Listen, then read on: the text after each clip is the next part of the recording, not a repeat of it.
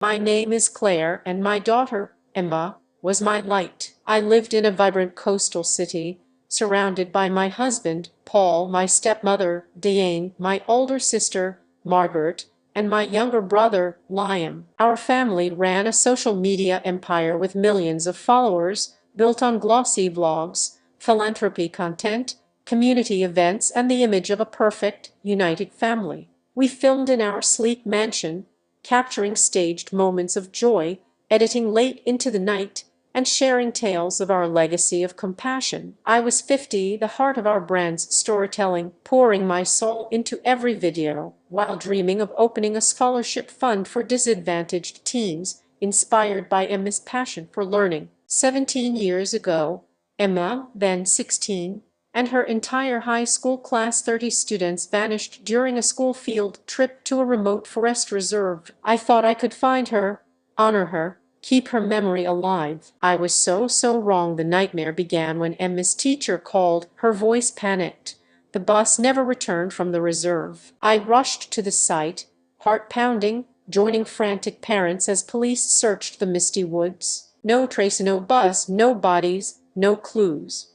The media frenzy was relentless, and our family's brand spun it into a tragedy narrative, filming tearful pleas that gained millions of views. But behind closed doors, Diane turned on me. "You pushed Emma into that trip," she said, her eyes cold. Margaret nodded, whispering, "You should have been stricter." Liam stayed silent, his gaze down. Paul, my husband, grew distant, muttering, "Why didn't you stop her?" The live stream comments turned vicious. "Claire's a terrible mother. She lost her daughter.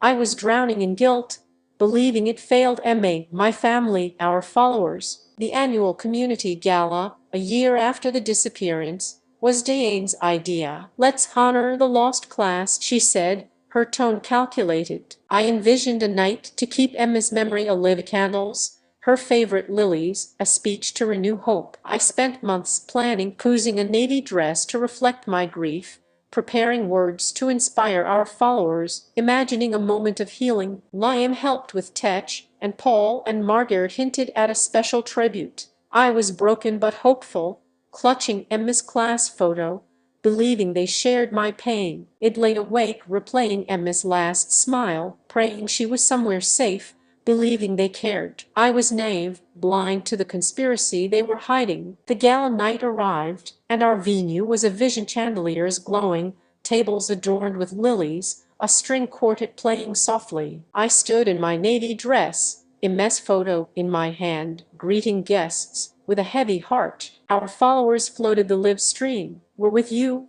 Claret, Emma's in our hearts." My chest ached, but I held on to hope. Margaret took the stage, her voice solemn, and I expected her to introduce my speech. Instead, her tone turned sharp. "We must address Claire," she said, projecting a screen with a forged email supposedly mine, confessing it neglected Emma's safety, encouraging the risky trip, to deflect from my own failures. The crowd gasped, their eyes piercing me. Then, a second screen showed real text balls messages to a private investigator, instructing them to stop searching for the class to protect the brand's image. I was paralyzed, my breath caught, clutching Emma's photo as tears welled. The email was a lead, never written it, never neglected Emma. But Paul's texts were real, and his betrayal cut deeper than any loss, shattering my soul. "This isn't true," I cried, my voice breaking, the photo trembling in my hands. But Margaret pressed on, her words venomous. "Claire's negligence cost us Emma," she said, her eyes gleaming with fake tears. Diane stepped forward, her face a mask of sorrow. "We're heartbroken, Claire. You failed us." Paul nodded, his voice heavy. "We trusted you, and you've ruined our name." Liam stayed silent, eyes down. The live stream erupted with hate.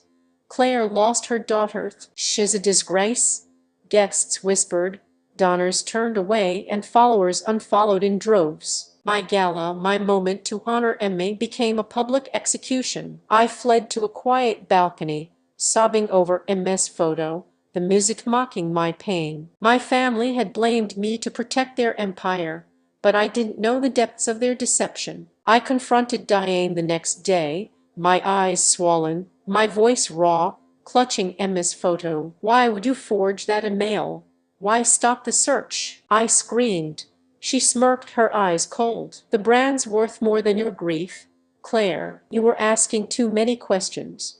My mind raced, piecing it together. For years it'd been probing the family's finances, missing charity funds, secret meetings, and Diane's cryptic calls. They'd been laundering money through their events, tied to a corrupt local developer who'd funded the reserve where the class vanished. My questions about the trip, missing records, ignored witnesses threatened their scheme, so they framed me as negligent to silence me. Margaret admitted it, her voice flat. "We had to protect our legacy." Liam mumbled, "It's for the family," avoiding my gaze. Paul, guilty, said, "I thought it was best," but confessed had agreed to halt the search to avoid scrutiny. "They didn't cast me out, they buried me, editing me out of blogs, spreading lies online that I was unstable, ensuring I was shunned. The city saw me as the mother who lost her daughter, a pariah." The next 17 years were a living hell.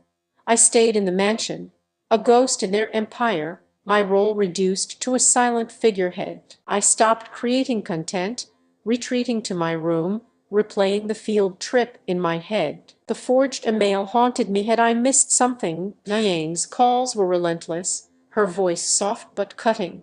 "Maybe you were careless, Claire." Margaret texted, "We love you, but you need help." Liam urged me to move on. Paul, now distant, asked me to let Emma go for peace. Their gaslighting was so convincing, I doubted myself, questioning if it failed Emma. It held her photo, terrified I'd lost her forever. My dream of a scholarship fund faded, replaced by grief. I avoided the city, dodging whispers at stores and parks, my heart breaking with every hate comment online. "Claire's a failure. She doesn't deserve Emma." I was a shadow, my daughter gone, my family's love a lie. But one night, alone in my study, I found Emma's old sketchbook with a drawing of her class and a note. "Mom, we'll always be your stars."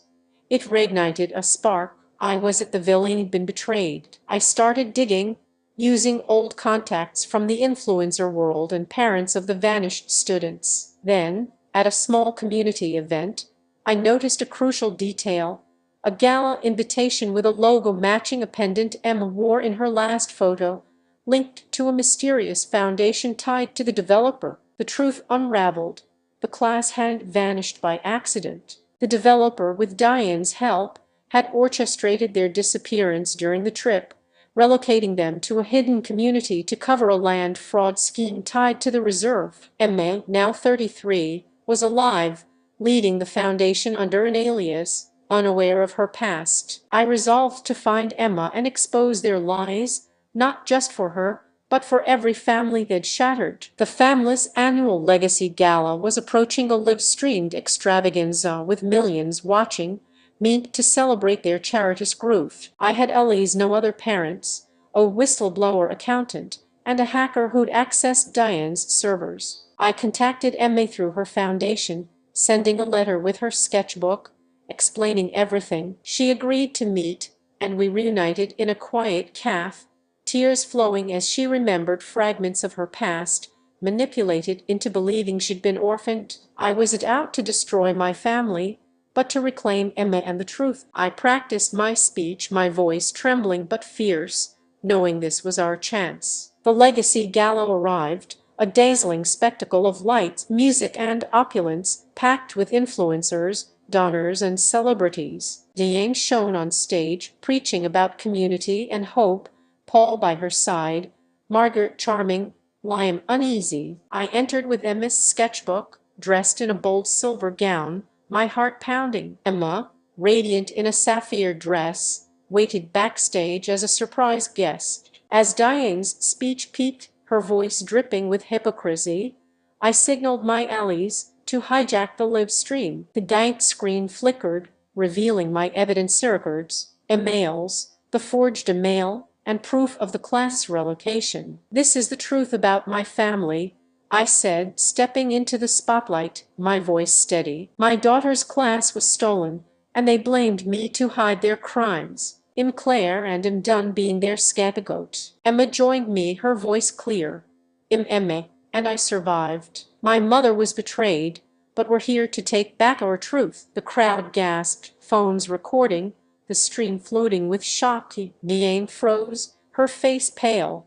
Margaret tried to interrupt, but my Elise blocked her. I poured out my heart, tears streaming.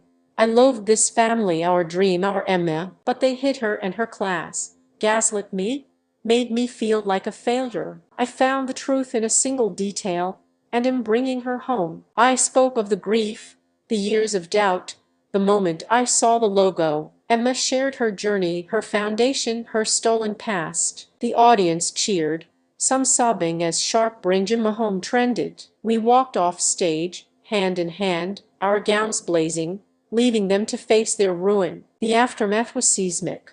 The live stream went viral, followers abandoned the brand, and sponsors pulled out. The developer faced investigation, Diane's empire collapsed, and Margaret was shunned. Paul, shattered, apologized, but I chose divorce, focusing on Emma. Liam, horrified, vowed to make amends, and I forgave him. Been manipulated. Emma and I reconnected, launching my scholarship fund for the vanished students' families. My new community parents, survivors, dreamers cheered our first event. I'm still healing, the grief a scar. I miss Liam's kindness, even Margaret's old warmth before Diane's influence. The empire's collapse hurts, but I'm not the mother who doubted herself anymore. I'm Claire, who found her daughter, who knows her truth. Who'll never let lies dim her light. Exposing them was our triumph, our way of saying we're enough. Truth can hide for years, but a mother's love finds it. Don't let anyone silence your strength or steal your heart. If this story broke you, like and subscribe for more real-life mysteries. Share your fight in the comments. We're stronger together.